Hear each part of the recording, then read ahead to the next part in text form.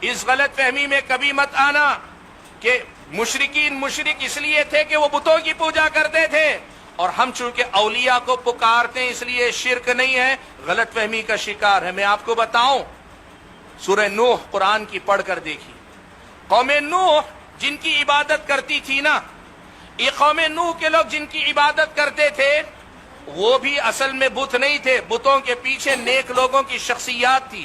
وہ بتوں کی پوجا نہیں کرتے، وہ ان نیک لوگوں کی پوجا کرتے تھے جن کے نام پہ یہ بت بنے ہوئے تھے۔ تو قوم نوح کے مشرک بھی اولیاء کو پوجنے والے تھے، اولیاء کو ماننے والے تھے، جن کو حضرت نوح نے مشرک قرار دیا۔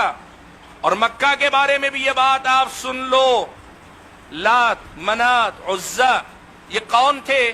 اس کی تفسیر میں کئی باتیں کہی گئیں، ان میں سے ایک تفسیر یہ بتائی گئی جو ان کا بت تھا لات، اصل میں وہ ایک نیک انسان تھا، مکے میں رہتا تھا، لوگوں کو ستو گھول گھول کر پلایا کرتا تھا، اور لوگ یہ سوچ کر کہ یہ آدمی حاجیوں کی خدمت کر کے اللہ کا بڑا نیک بندہ بن گیا، اس کی پہچان، اس کی علامت کے طور پر ایک بت انہوں نے بنا لیا تھا۔ تو حقیقت میں مکہ کے مشرک بھی اسی نیک آدمی کا واسطہ وسیلہ لینے کی بات کر رہے تھے، اللہ نے ان کو مشرک قرار دیا۔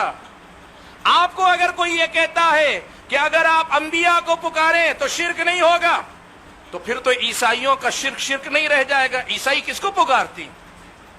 عیسائی کس کو پکارتے ہیں؟ نبی کو تو پکارتے ہیں۔ اگر یہ مسئلہ ہوا کہ ہم مسلمان ہو کر اولیاء صالحین وغیرہ کو اللہ تعالیٰ کے حقوق میں سے کوئی حق دے، اس کے مقام میں سے کوئی مقام دے، تو پھر بھی شرک نہیں ہوگا، اس لیے کہ یہ اولیاء، یہ نیک ہیں، یہ صالحین ہیں۔